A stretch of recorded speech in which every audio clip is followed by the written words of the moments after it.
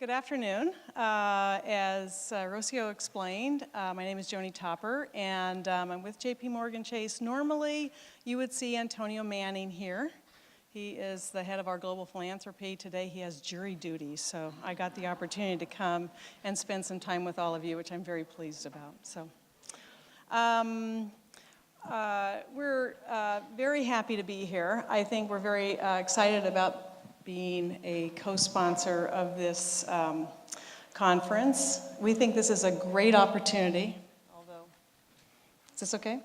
A great opportunity now that we've seen such terrific growth in Southern California. We think this is just an amazing time. We think it's a great time also for philanthropic leaders to get together and talk about the issues that are really critical to our communities and really have an opportunity to learn from each other as well. As it's really part of our culture to look for leadership roles in our communities, and we look for ways that we can use our skill sets and our talent and our public resources, or private resources I should say, to really help grow our communities. One example is, you might all remember back a few years after the Great Recession was rolling, that we really had very high levels of unemployment that just wouldn't come down. We found in our own research that at the same time, we had a very high level of unfilled jobs. And as we dug into that information, we found out that there were job openings specifically looking for middle skills that were going unfilled, largely because there were new technical requirements that were part of those jobs, job descriptions, and the candidates just simply couldn't fulfill them. And so, in 2010, I think the stats were there were 11 million unemployed and 4 million jobs that were open in the U.S. We're looking at, middle skills, which are jobs that require a high school education, but less than a 4-year degree. Today, there are 2 million middle skills jobs open in Europe, and there are 4 million open in the US, and this skills gap is continuing to grow around the globe. As you might imagine, this is creating a significant barrier to our business expansion and overall economic recovery. So that's why we launched a 5-year, $250 million initiative that we call New Skills at Work. This is the largest private sector initiative that's addressing the skills gap. And since 2014, when we launched this initiative, we have committed over $10 million just in California with our education, government, not-for-profit, and business community, some very innovative collaboration to try to focus on the skills gap. Some of the great examples of that are our community colleges, our LA Chamber Foundation, the YWCA, and our LA Conservation Corps. And we're also using our data and our analytics to help build ideas and recommendations on a regional basis.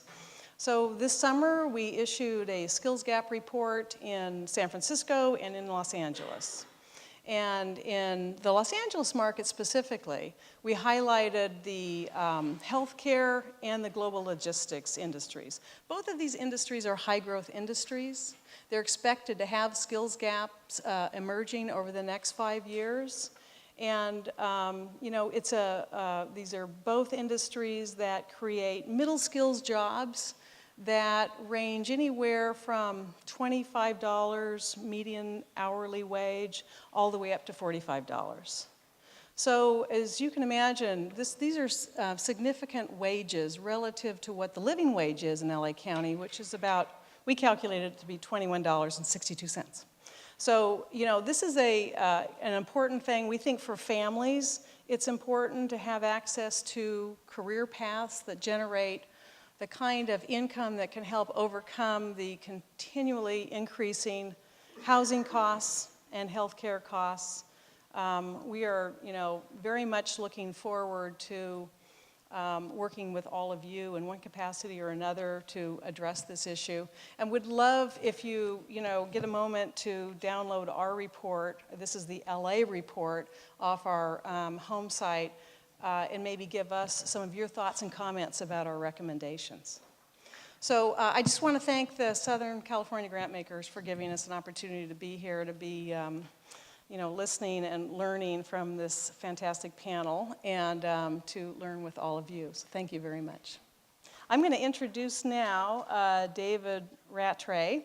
He is Senior Vice President for Education and Workforce Development with the Chamber. He is a terrific partner of ours and one of those organizations that we've helped fund programs. I think we should all be very happy to have somebody of his talent and capability here in the markets. I'm very excited to introduce him today. And I'll let you lead it off. Thank you, Joni. Well, welcome, friends. I know a lot of you, not all of you, but pleasure to hang out with you today. Thanks for choosing this workshop. A lot of super sessions, so I know that was probably tough to choose. We'll try to live up to this. You'll be a super duper panel, right, in this super session. Super stressful. We have high expectations. They have high expectations.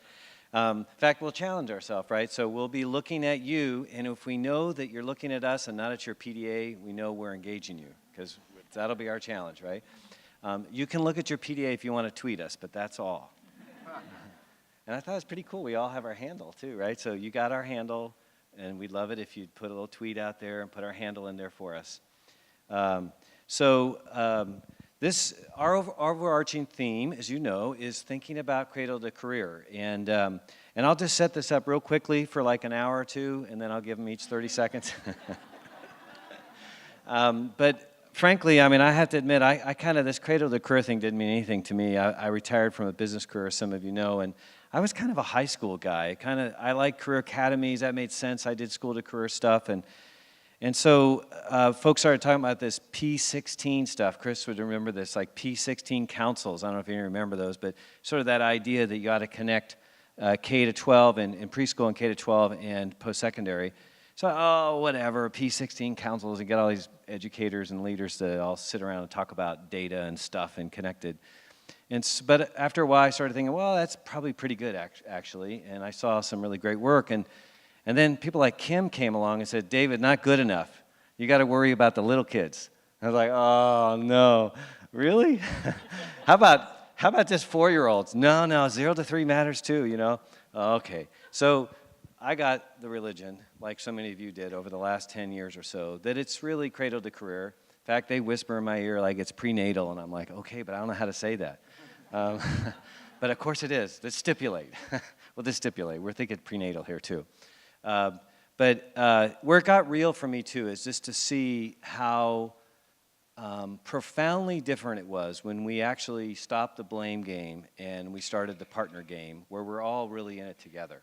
That employers didn't just sit around and blame colleges for turning out kids that weren't ready as students, and when colleges don't just sit around and say, you're sending me a bunch of unprepared high school kids, and right all the way through the system. So some of you know the LA Compact is our effort, inspired a lot by some of the things that Chris does in the LA Promise and the Boston Compact. Can we actually get on the same page and work together and really seriously go beyond ourselves and go to some greater good for kids?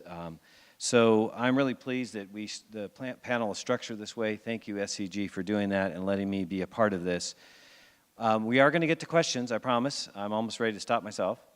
And so I'm going to ask you to start thinking about your questions now. So when I get to the moment that I say, do you have any questions, you can't hear a pin drop, you know. And then I'll be asking about their favorite craft beer and, you know, I mean, you don't want that. You want your questions. So if you want your questions, you got to think now and start writing them down. Because they're not going to take too long, but they're going to say some really interesting, provocative things. And so then you're going to jot some stuff down, and then we're going to have a super duper conversation. How's that? Okay, so with that being said, I'm going to keep using that super word because I think it's like really cool that you put a super session in. And I want this to be more super than the other 2 super sessions. So most of you know my panelists, and you have their bio, so I'm not going to take up our time on a long bio with each of them. But most of you know, we'll go through the names. Kim Belshé, the Executive Director of First 5 LA, and just a tremendous leader. Malissa Shriver, who is the Executive Director of Turnaround Arts California.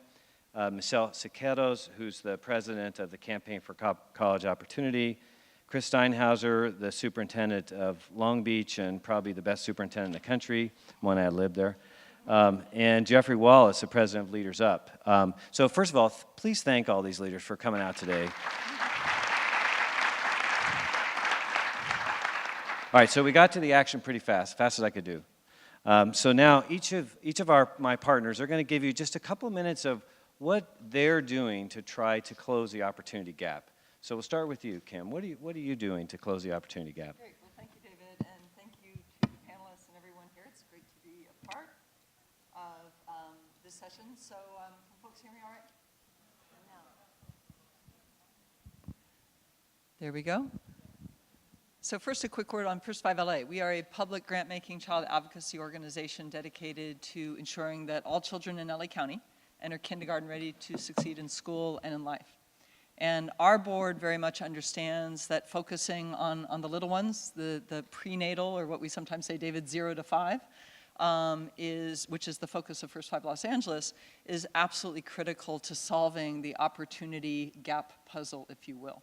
So what does the 0 to 5 puzzle look like to our Board of Commissioners? There are actually 3 pieces I want to quickly touch on. One piece relates to family strengthening, a second to developmental screening, and a third to early care and education. So first, family strengthening. You know, from how we look at it, if we really want to promote a lifetime of learning and do what we can to prevent the opportunity gap, it means starting early. And to start early in a child's life really means starting with parents. And so to start early with parents means engaging parents at the earliest moments possible and supporting them with the skills and the information and connection, the concrete supports they need to really serve as a child's first teacher and strongest advocate. And so that's why our board has placed a very heavy investment, a very heavy priority on universal voluntary home visiting for all new parents in 14 targeted communities here in LA County, what we call Best Start communities. It reflects our board's understanding learning begins before birth, at home, and with parents. So if we really want to get children on the right learning trajectory, we have to start at the earliest moments possible, and that means starting with parents. The second piece of the puzzle for early childhood development and getting kids on the right trajectory to address the opportunity gap is developmental screening. And here we need to ensure all kids have access to timely and appropriate health and developmental screens so that we can identify those kids at risk of developmental delays and get them connected with appropriate early interventions and supports. So that's why First 5 LA is partnering with LA Care, our big public health plan here in LA, as well as others to implement something called Help Me Grow, which is a systems approach to helping identify those at-risk kids and getting them connected community services. The third piece of the puzzle, early care and education. We heard the mayor just speak to the power of preschool, the power of early learning.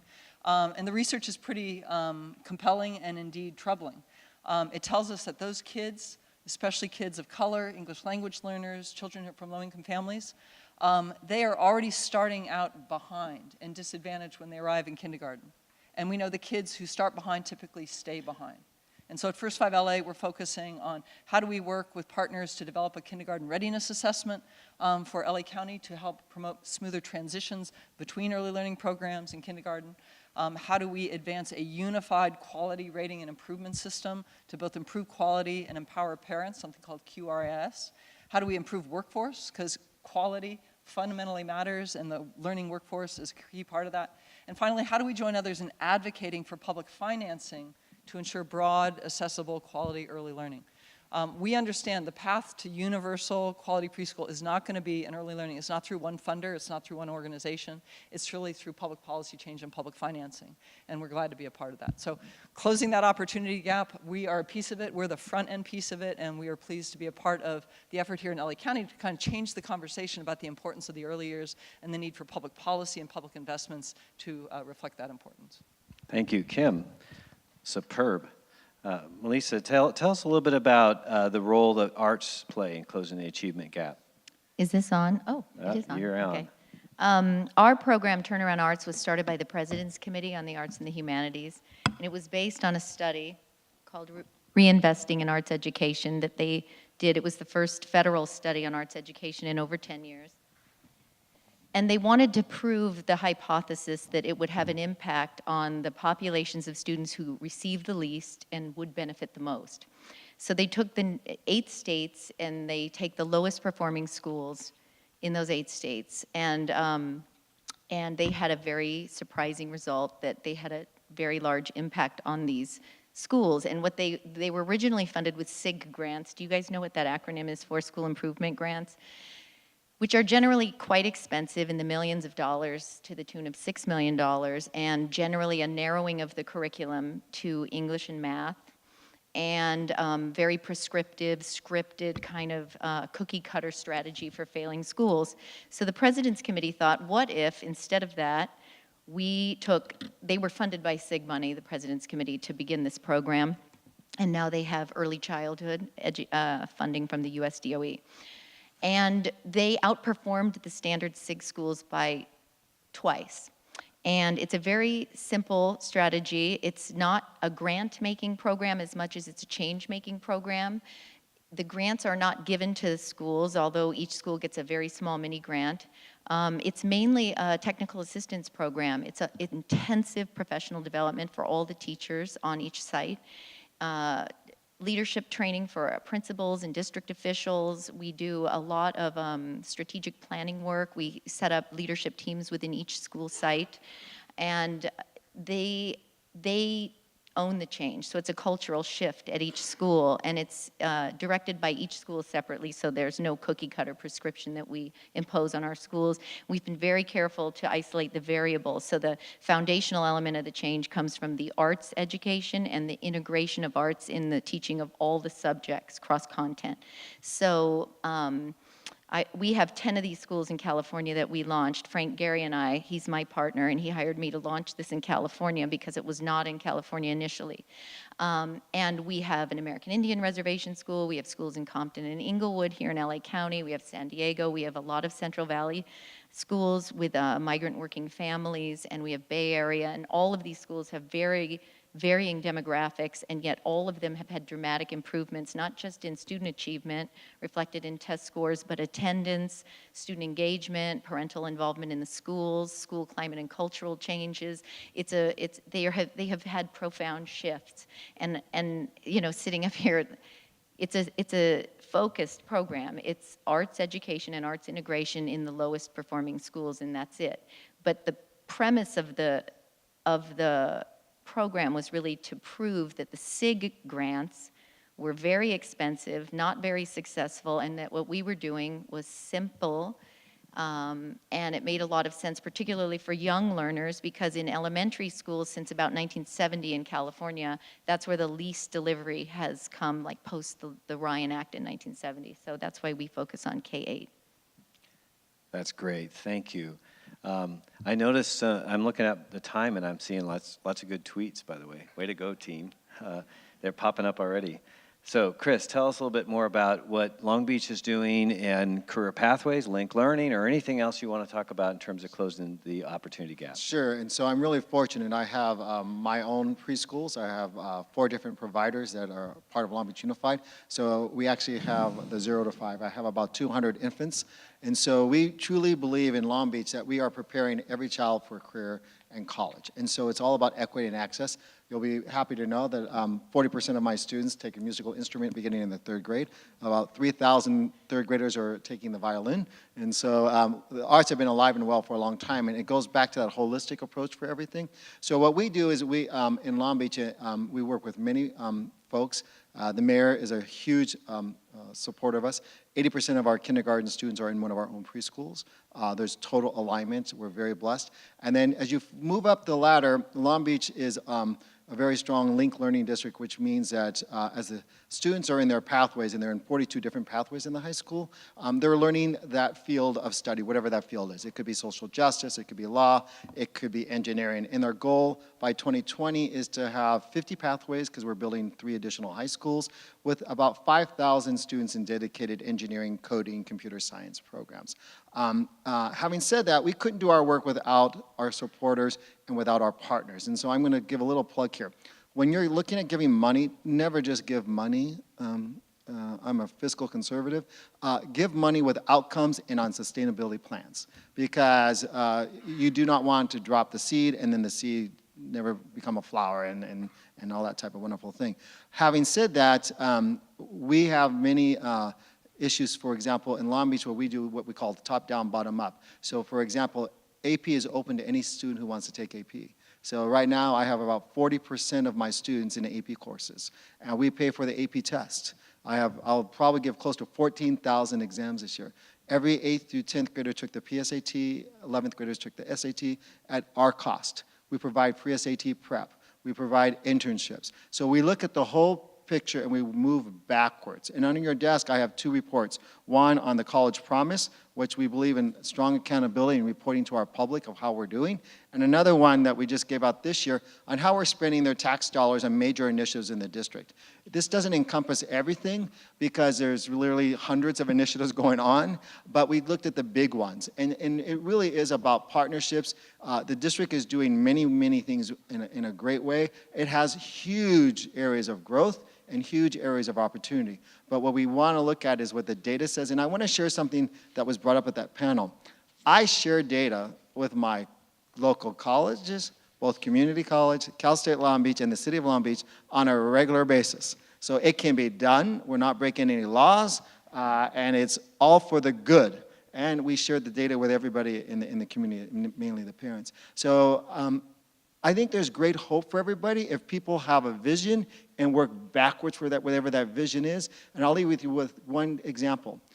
African-American males are not doing well in the higher math classes, i.e. calculus. So we drilled down and looked at every African-American male in 8th grade who was doing well in algebra and put them in an intensive 4-year program where they go to college in the summer, they have support all the year round.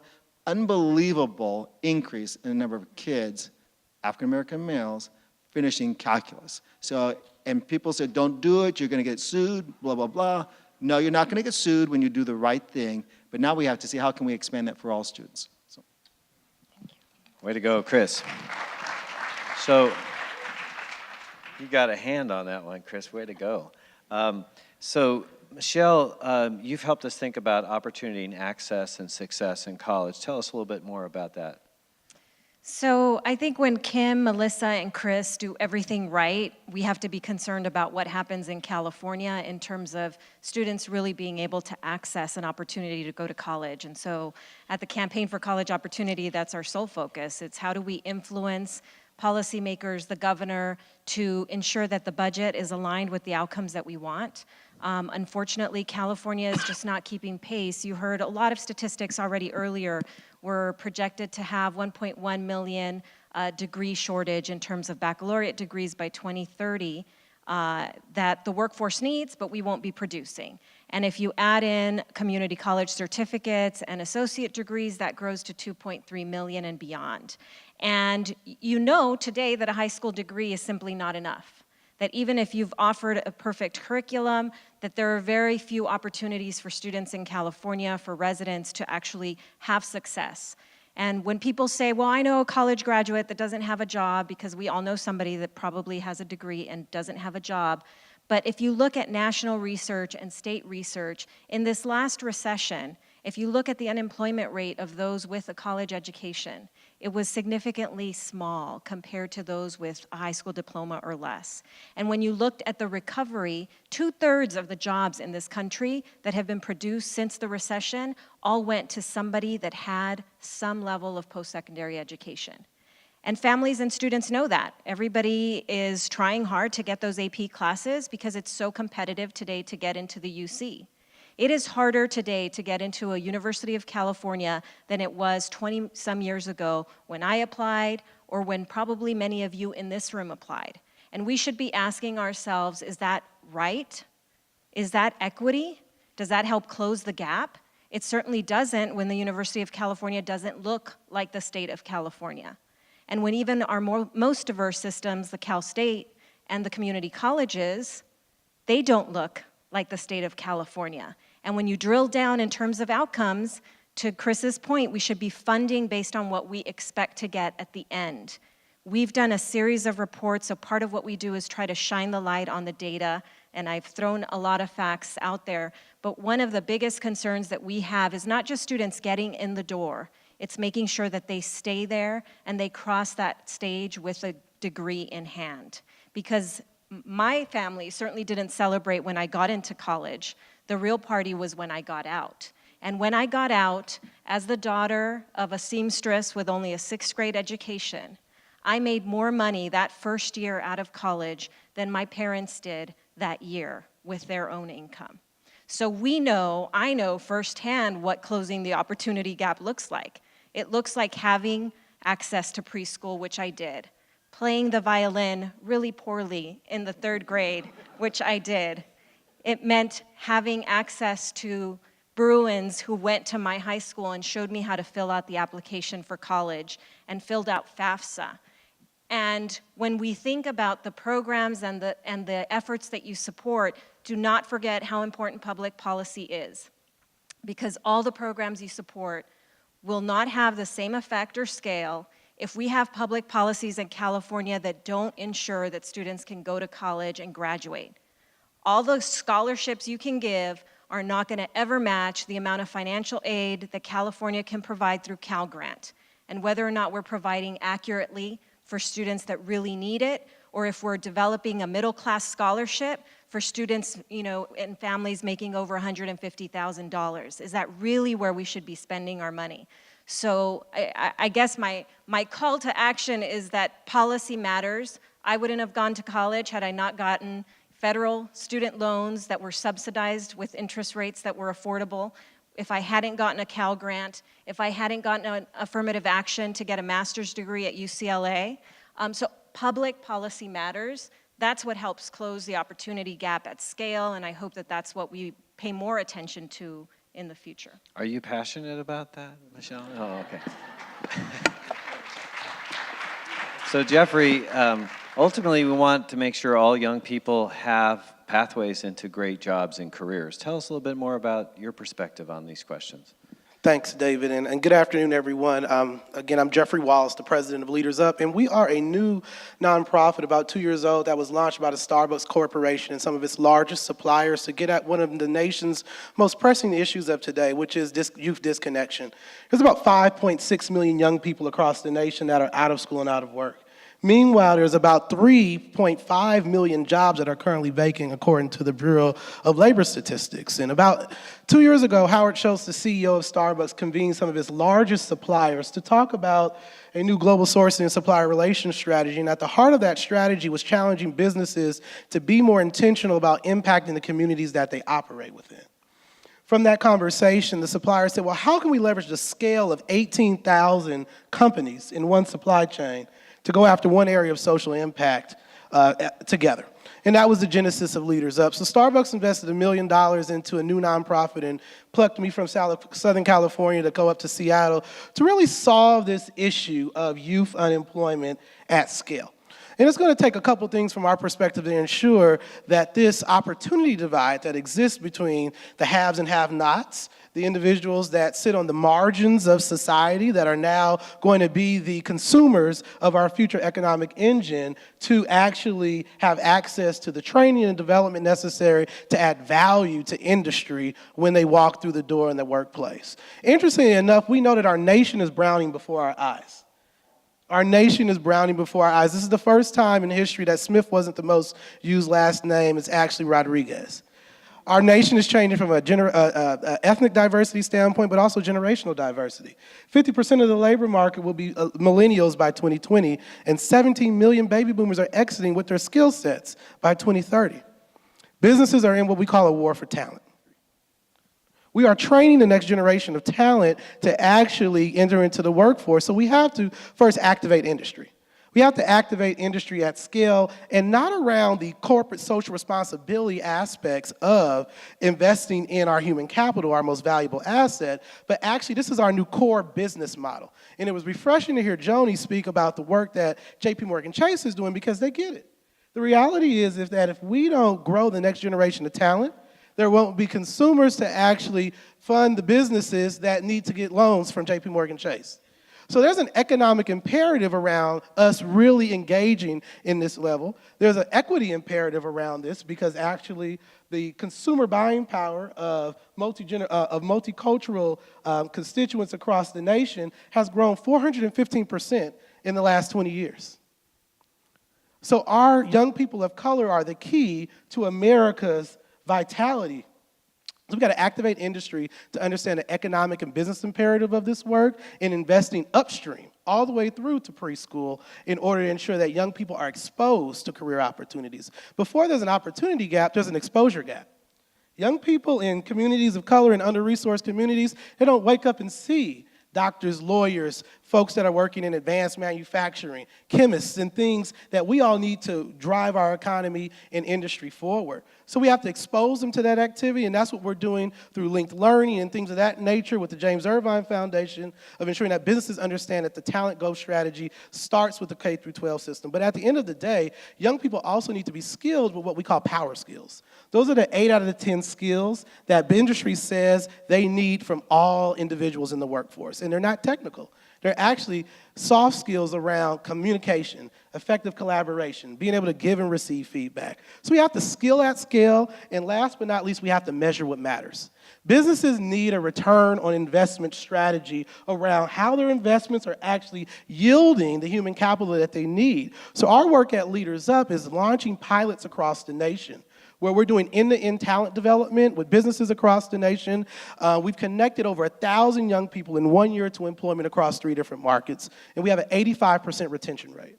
We've reduced the interview-to-hire ratio for businesses from 18-to-1 to 3-to-1. And the young people that are walking into entry-level positions, they're actually a 40% conversion rate, where in a year they're transferring into a $48,000 career. Those are the type of economic business framework that we need to leverage to get businesses back into the game of what I call homegrown talent development. And if we focus on that and forge robust private-public partnerships across this education continuum, we believe at LeadersUp that we'll be able to solve youth employment and bridge the gap of opportunity. Thank you, Jeffrey.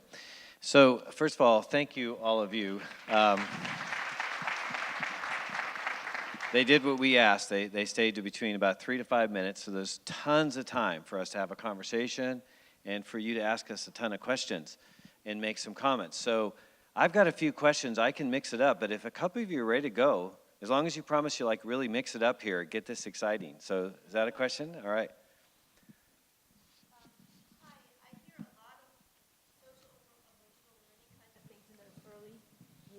And I'm wondering, oh, that's easier. How are the rest of you who are dealing with the older kids continuing that social emotional learning, which is very, as far as I know, correlated with ultimate success?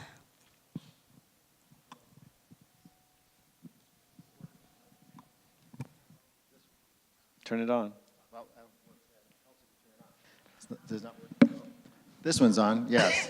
So I belong. We have 16 microphones up here, but we'll get it. We'll get it. Long Beach belongs to a group of districts called CORE, and it's 10 of the districts representing 1 million kids in California. And we have our own new accountability system, and 40% of our accountability is based on social emotional learning, culture and climate, the non-cognitive things that we're going to work about. And so this is really becoming an exciting field. So every school is focusing on that. We just surveyed 45,000 kids, 11,000 parents, 8,000 employees. So we have baseline data on all these things. And the kids will tell you exactly what's working and what's not working. And then our job is how do we build upon those so that we have positive movement in this arena. So this is a very exciting field, but I'm going to tell you it's kind of a scary field too, because it's new, and it's something that a lot of people are not so sure about. But I think it's going to yield huge positive results. I'll just add, most of you may know we've suspended the API in California, and we're going to develop a new accountability framework and married up with better capacity building to really improve schools and support them. I would expect the kind of thing that Chris is doing in Long Beach and some of the other core districts, where they're actually trying to have a measure around social-emotional and put it up there for people to see and challenge themselves to integrate social-emotional, just like the arts, into a whole child curriculum, to be really the norm in California as we go through the next few years. So watch for that, and I would encourage you to push for that and help us do it, because I do think there's an emerging understanding that it's a cradle-to-career issue, again, to put it in that context. Next question, way over there. At the last session, the mayor mentioned about 1,500 internships, I believe. and looking at about 3,000 internships. Can you give us an idea what that involves? Is that paid, unpaid, and are employers really willing to take on high school students if it takes extra work to train them, extra work to supervise them? If anyone else would like to respond, thank you. It's working extremely well. And none of our businesses have said no, they don't want to come back. In fact, they've said we want more. And so we just had a meeting, talking about what Jeffery talked about.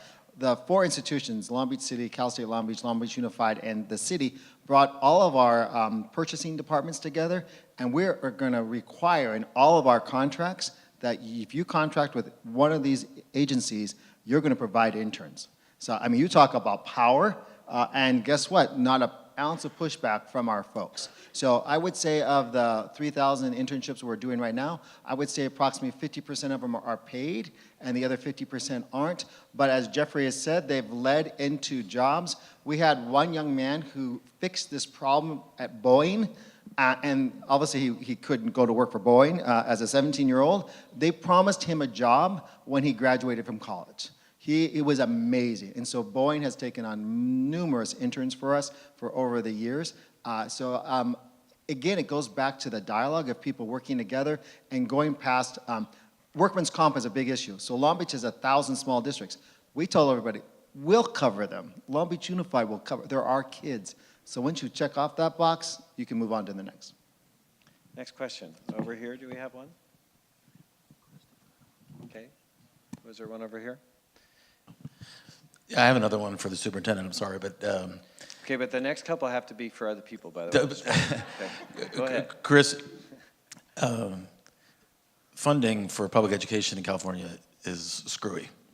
It's not consistent, it's not timely, it's all over the map. And I think some of your colleagues would sort of listen to you and say, well, they would say, well, we don't have the money to do X, the money to do Y. What are you doing differently so that you can offer this entire suite of services to your students? And specifically, is there a separate stream of income? Do you have a bond, or is there another at all that some communities have done to enhance? Okay, that's a no. So what are you doing differently with the money? They would tell you that there's not enough of it. I love my community, but they wouldn't vote for a parcel tax, so that's not going to happen. No, and Long Beach is a declining district, so for example, this year, my decline was 2.6, so I'm going to lose $15 million next year. So, and we delegate millions, actually I just put 31 million into the schools. I have 87 schools, so they have complete control over $31 million. So it really comes back to strategic planning, about collaboration, about setting goals from the very top down. So the board sets the goals, and we don't change our goals for 5 years. They stay the same for 5 years. The metrics may change whether we're making progress or not, and then we may reallocate, but the goals don't change. And then that becomes the work that we do. And we actually build out things for 5 years. So I have some really, I like money, and so I like numbers, so I'm a kind of geeky guy there. So I say you have to have a 5-year business plan. So if you're going to fund it today, you better fund it for 5 years, unless the need changes. I don't let the schools fund any more than 75% of their budget into people, because they have to have real-time money for data needs, so in interventions and that type of thing. We're very transparent about everything. With everyone can see all of our budgets. Everybody can see everybody else's budget, down to the ASB budgets at the high schools. So I think that's really, really important. It is terrible the way we fund things in California, but it's much better today. And I would argue that we have to take a stance. So that when we opened access in the district, we said, this is what we're going to do. Even in the fiscal crisis, we expanded AP, we expanded linked learning, we expanded these things. We expanded preschool, because that's what the mission was about. So you have to take these stances, and goes back to the outcomes. And so so yes, we can all have more money, and yes, we can do all these things, but you have to think in the future too. So it's very possible. So I'm a card-carrying member of the Chris Steinhauser fan club. Yeah. And so what he's too modest to speak to is the importance of leadership. Right. So we heard the mayor articulate his vision for Long Beach, and how terrific to have a mayor bring that kind of approach and thinking of cradle to career and how critical that is to the future of LA, of Long Beach and LA County more broadly. But we also know that staff leadership is absolutely indispensable. And so how many years have you been superintendent now? I'm starting my 14th year. Starting the 14th year. And so how lucky is Long Beach to have that kind of continuity and stability and vision? So going back to what Chris said earlier in terms of the importance of vision and then moving backwards. It's not just about the college promise, it goes all the way backwards to early learning. And so yes, do we need more money in the system broadly? Absolutely, but it begins with having a leader who understands the value of going after the dollars are available and not just money for money's sake, but really building a system. And so having those kinds of articulations or transitions from early learning to the K through 12 and articulations within K through 12 to either vocation or college. So leadership matters mightily along with money. So Michele, I want you to elaborate if you don't mind. Michele and I were kind of caught in wars in the post-secondary arena 5 or 6 years ago, because some folks would say, well, we just need more money and then we do better. And others said, you know, you need to do better and then we'll give you more money. And we kind of tried to call a ceasefire and say, why don't we do better with what we have and plus ask for more at the same time? And I wonder if you talk a little bit about student success and maybe SB 1440 and help people think about using money better and also it begats more money. Well, I should start with, I think, what's really missing in California that Chris says is very clearly had at Long Beach Unified, which is they have a vision and they have a plan. And California doesn't have a vision or a plan for higher education. It has not given thought about how it's going to produce more college graduates. It does not feel comfortable talking about racial inequity that is persistent and how it will or will not close the gaps that continue to exist for students of color in our state in spite of the growing diversity. So I think that's fundamentally problematic. We need leadership at institutions that can recognize that with the resources they have, they can certainly allocate them in different ways. Chris chooses every day to address issues of inequity. He chooses to look at data and analyze how can he intervene so that he addresses problems that he knows the data is telling him he has with African American males or with other populations. We don't do that in California. We don't do that enough. There are certainly amazing programs happening in colleges and universities across the state. What David referred to is one of the things that we think is fundamentally flawed is that we have a fundamental way of funding higher education that funds enrollment. So you get students, and as long as you can replace those students, you are not losing money. So if you have a 70% dropout problem in community colleges, it does not matter as long as you can replace those 70% students that have dropped out. If we don't say, hey, we expect you to close the gaps that exist amongst your Latino students compared to their white peers. So if you have 20 to 30% racial inequity in your community college campus or at your Cal State University, nobody is telling you that you need to do anything different. Now, there are a lot of Cal State campuses that have moved forward. They've instituted a graduation initiative. They're aiming to close the gaps. Even with that, I would argue it's not ambitious enough. And certainly, again, we don't have a policy environment that really supports that. In 2010, we tackled the issue of transfer. Most students, if you ask them when they go to community college, they expect to transfer. And yet, they have no way of figuring out how to get there. They're mostly first generation. They don't have social capital that helps them navigate a complicated process. We create a structure that is not friendly for the user, for students. And the structure thrives because the folks that run it are comfortable with it, because change is difficult. And so we pushed for there to be an associate degree for transfer, that it become very clear that you can get a degree, that you can transfer with that degree and be guaranteed admission to the Cal State system. Now, 5 years later, we're still, we've made incredible progress. And I would say the biggest progress is that community college system statewide and the Cal State system statewide have worked closer than they probably ever have before. Because if you think that they're working close all the time, that the UC is talking to community colleges and actually working with them all the time, please be surprised, that is not happening. And they're not encouraged to make that happen. In Long Beach, you have the Cal State, the community college, the school district, and that's an anomaly. But that's how it should be everywhere. So I think our challenge is how do you create the incentives for that to be the norm and not, you know, a diamond in the rough. Okay, I think we have one there, and then we're going to come over here. Oh, we passed? Oh, hi. Yes. Good afternoon. Thank you for sort of a really wonderful conversation. My name is Beatriz Solis. I'm with the California Endowment. And, you know, it's really great to hear and look at the statistics.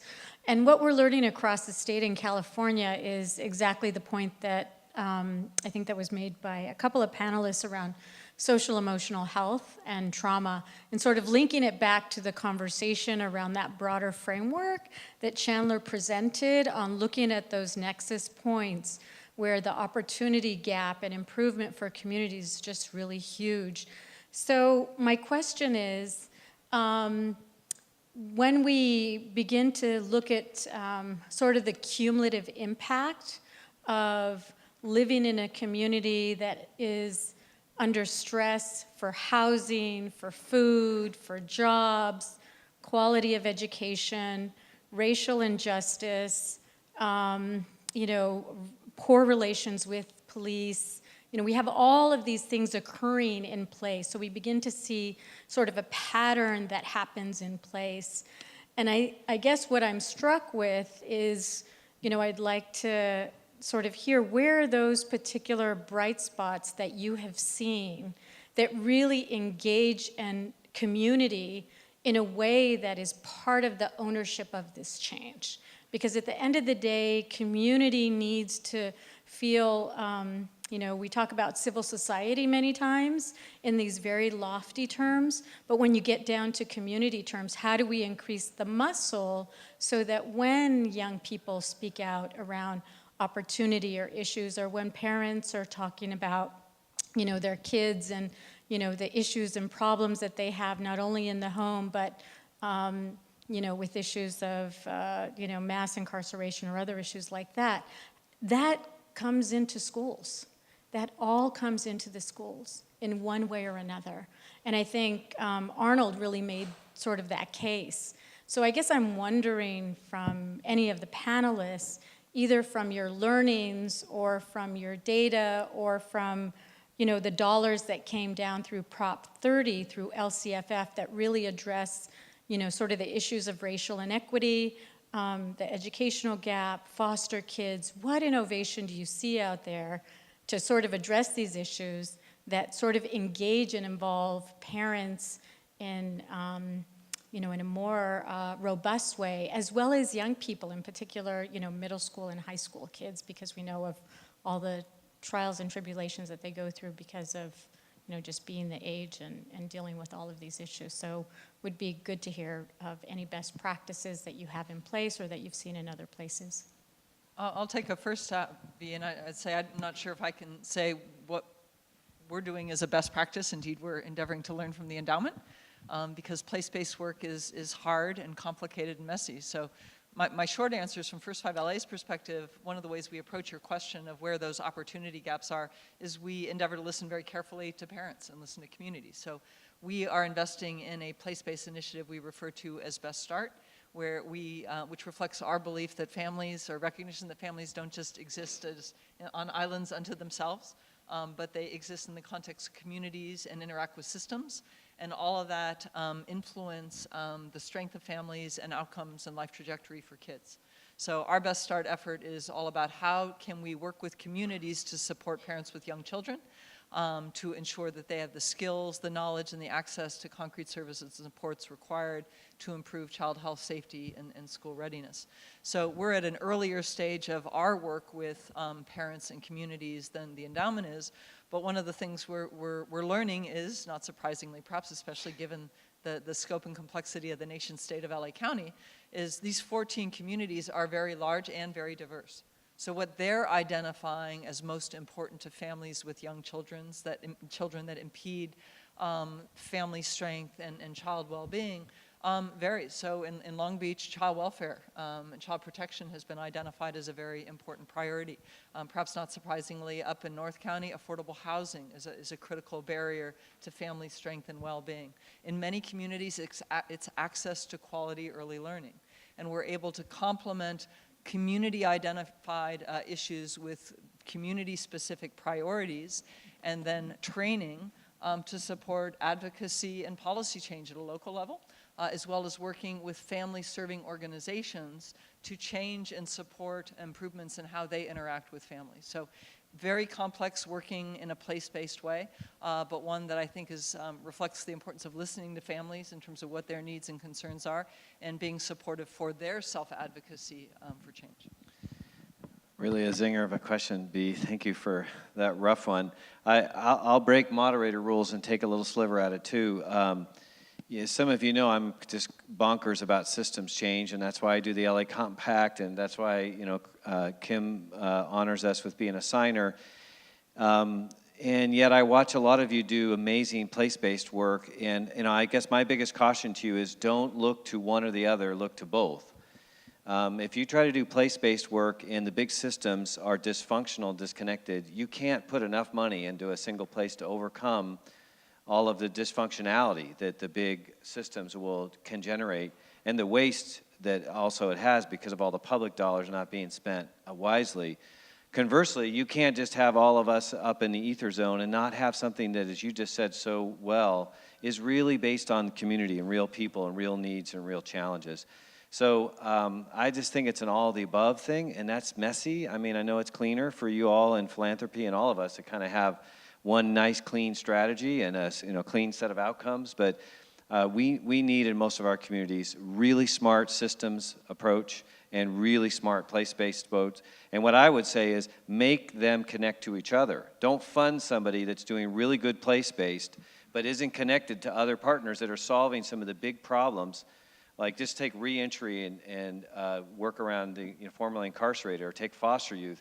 If you fund a program that's doing that and they're disconnected to big players that are actually trying to change the way DCFS does a work or probation, you're just going to spend so much work you can't ever overcome it. Conversely, you can't just get caught up in the big bureaucracies and not touch real people and families. So I think it's a bunch of both. Long Beach does it really well, by the way. Next question, I think, was over here. Hi, my name is Gail Haberman. I'm with LA County Department of Public Health, and we've committed ourselves to working towards improving high school graduation rates over the next 5 years. We're novices to this arena, but we know you look at virtually any health indicator, and obviously it's better when people have more education. So in talking with advocates to try and educate ourselves in LA County, people are talking about the need to wisely draw down the local funding, the equity funding, the local funding control, I think people are calling it. Can you talk about what strategy you think LA County needs to employ to wisely draw down those dollars, school by school, district by district?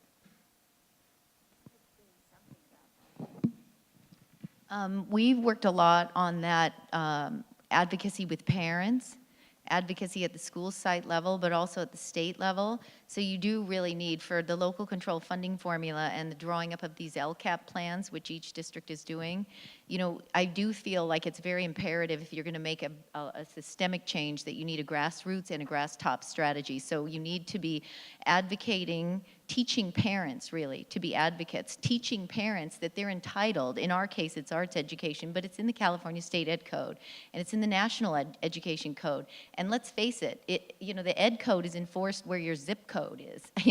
It's like every wealthy kid is getting a full, broad curricular offering in the arts, always has been. It's the kids in Compton who, we're still using open court curriculum, which I thought was outlawed in California. It's these pockets where there's no sunlight. So getting parents to know this, sharing the data with the parents. Did you know English language acquisition is dramatically improved through theater and dance, kinesthetic learning, sharing data, getting parents jacked up. I almost feel like we should have, be like community organizers and rent buses and drive parents to school board meetings, or the school board meetings should start traveling and have them at the the school sites so parents can actually access them.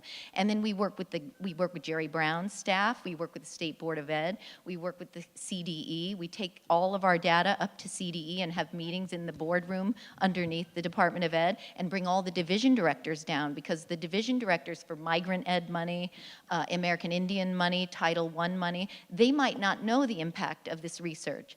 It's sitting on a shelf at UCI, so we're trying to kind of get the research, the data into the parents' hands, but also into the policymakers' hands, and you really can't change it if you don't have both strategies, I think. So Chris, I'm going to put you a little on the spot. You can handle it. So, you know, we used to all go up to Sacramento and we would try to bake our programs into law, and that's how we got all these beautiful categoricals, right?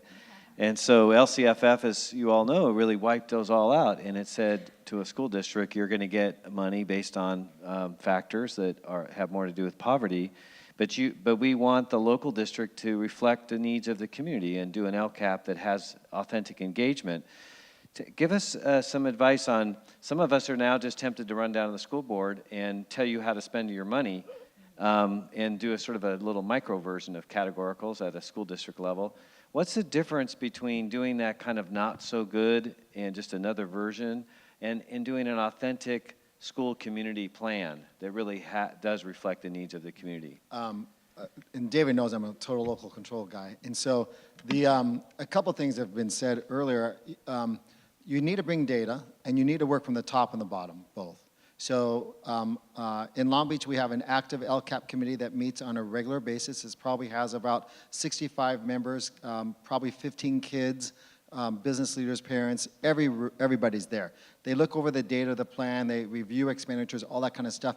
But then we have 87 buildings that have their own LCAP plans. So those 87 buildings really are spending their money, and it goes anywhere from $20,000 to $1.7 million based on need. So Long Beach did a hybrid model where it took some of it on a 30,000-foot level based on the goals of the system, but then went really down and gave out money based on the number of poor kids, the number of EL kids, the number of foster kids. And in Long Beach, we added a fourth category. We didn't get any extra money for it because we have 5,000 homeless kids. So we added that in there. And then I have a student advisory committee that I meet with on a regular basis, and they tell me the good, the bad, and the ugly. And I actually, and here's a prime example, David, that they came up from them. So it said, Mr. Steinhauser, you gave us all the money to these schools and blah, blah, blah, blah, and yes, we're part of that. But, you know, sometimes we get outvoted, which is true, you know.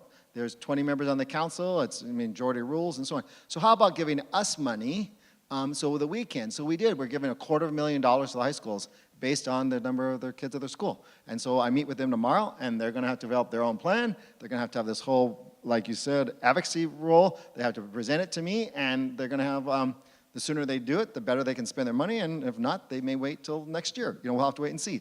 But it's that kind of dialogue, you know, and it is really about top down, bottom up.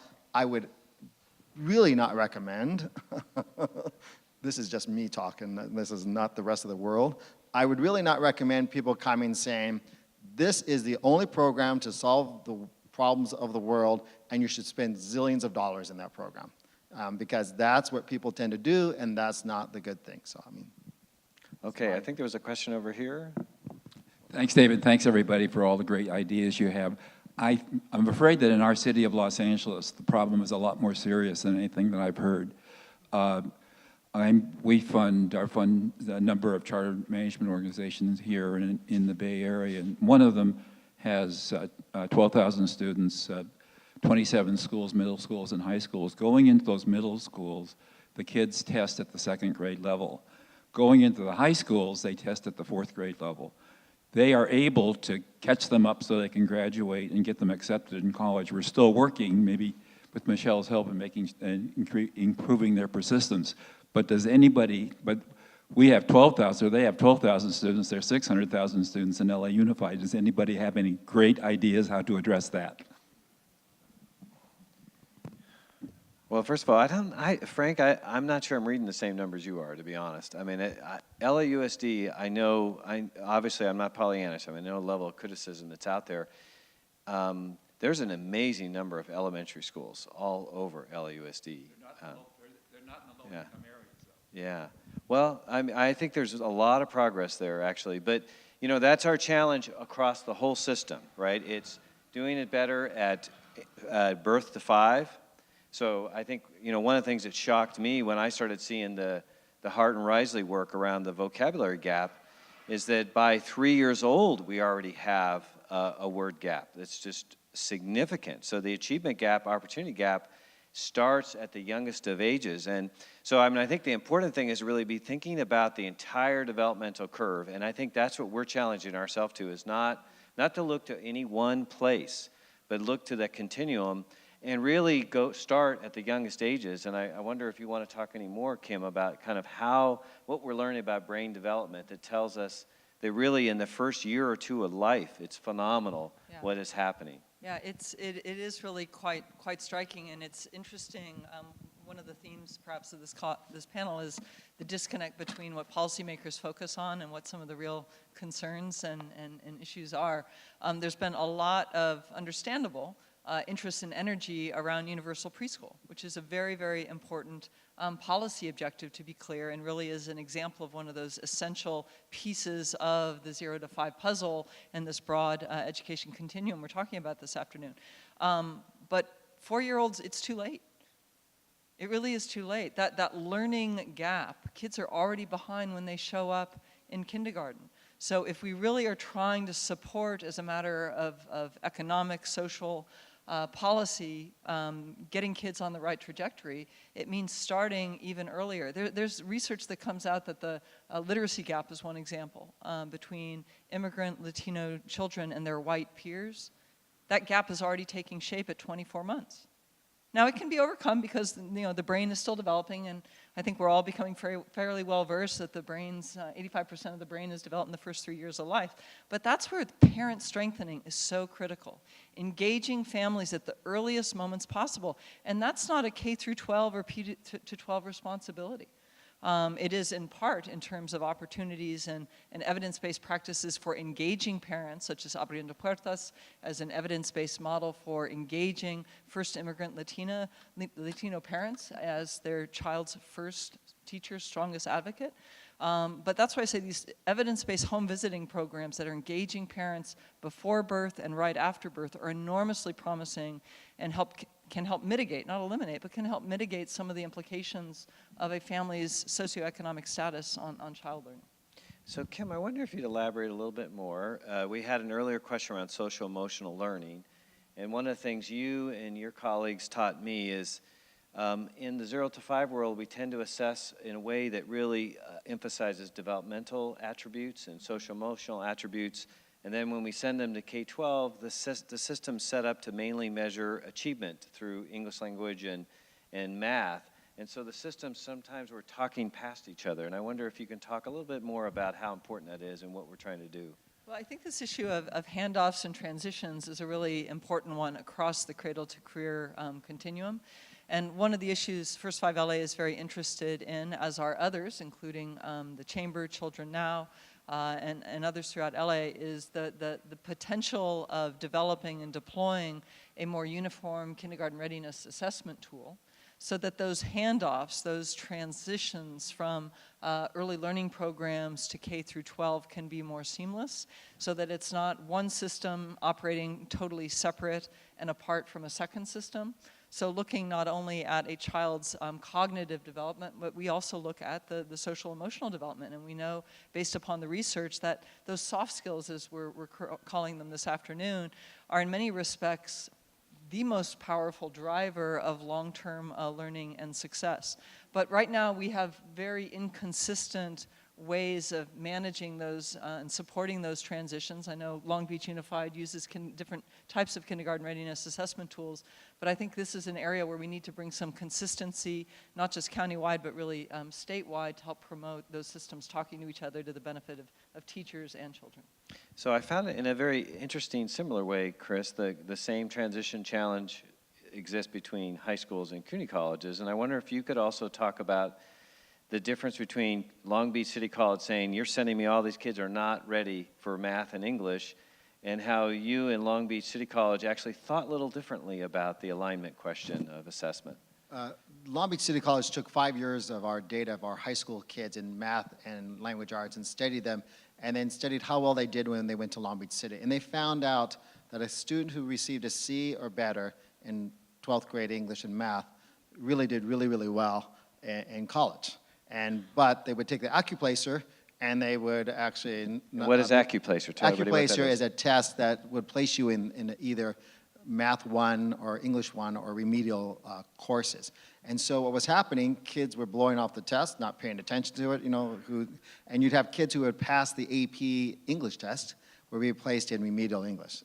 How does that work? So to Long Beach City's credit, they now place all of our kids in the appropriate class by grade, so if you get a C or better, and the number of kids needing remediation has just plummeted, both in it's 5-fold in language arts and twice in mathematics. And they're in, because of our partnership and a law that we wrote, they actually place my kids ahead of everybody else, so they guarantee to get them out in 2 or 3 years, depending on, and now we're gonna do a pilot this next semester that I'm gonna take the remedial courses that the kids need to take, because I require 4 years of math, and I'm gonna teach them in my 12th grade. So I already do that with language arts, and then we did on the flip side with Cal State, I have a 4-year math requirement. Well, not everyone wants to take calculus. Let's just be honest about it. It's, you have to love math to take calculus. But you have to take 4 years of math. So we're designing math in the appropriate linked learning pathway.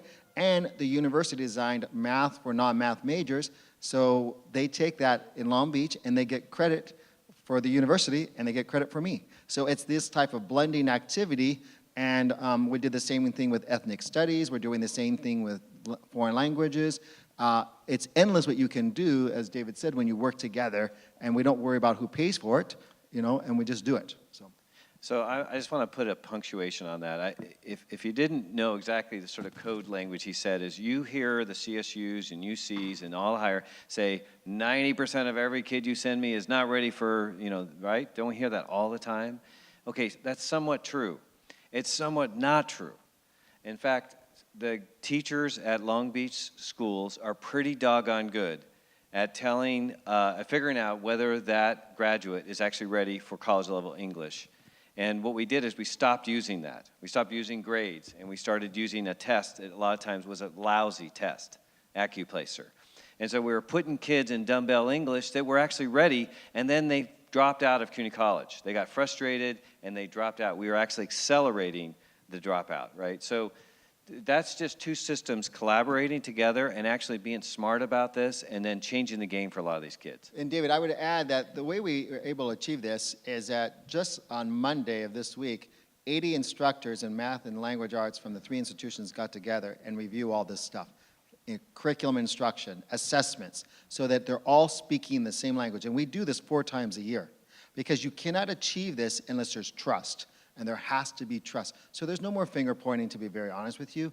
It really is about drilling down. They write the test for us, they write curriculum, they train my people, we get certified, we go forth. So, but it's about people sitting down, just like you are, around these tables, reviewing student work, talking about the good, the bad, and the ugly, so to speak. It's a big deal, by the way. You need to help us. We need to make sure this becomes a norm all over the state. Okay, there's a question over here. Okay. Hi, I'm Maya Dunn.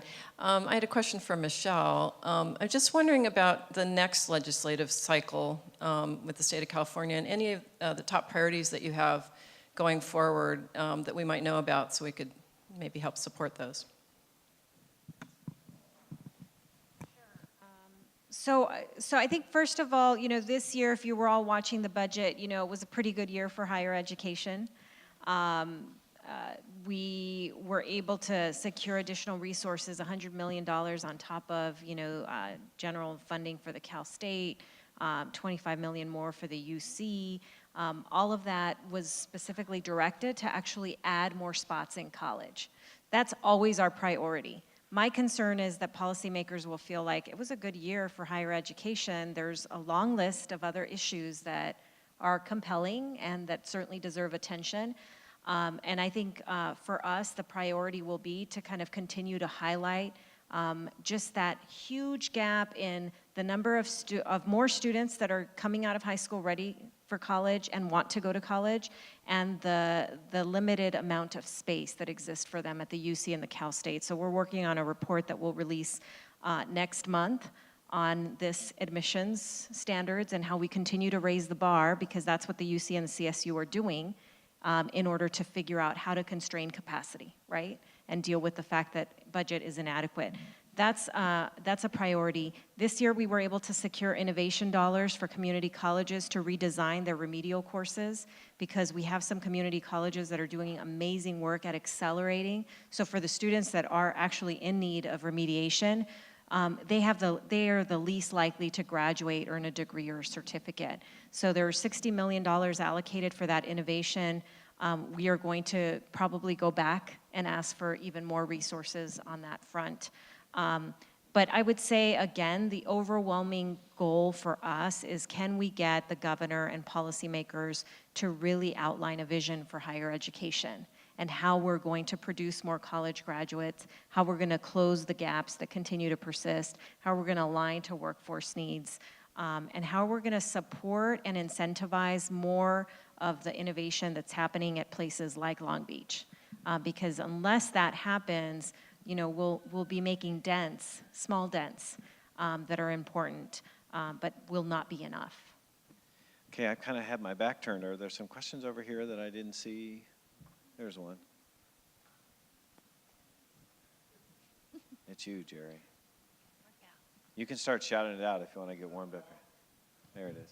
I had a question which follows up with the assessment. I mean, we've talked about the social-emotional development, which is critically important, but we haven't had state testing now for more than 2 years in our state. So I keep hearing you guys refer to data. So I'm curious to know, what are you using since that was suspended more than 2 years ago? Now, you did have the Smarter Balance test. But that this doesn't last count cycle. this year. That was just a trial as a run-through. The year before didn't count. This year actually was. Yeah, it's real this year.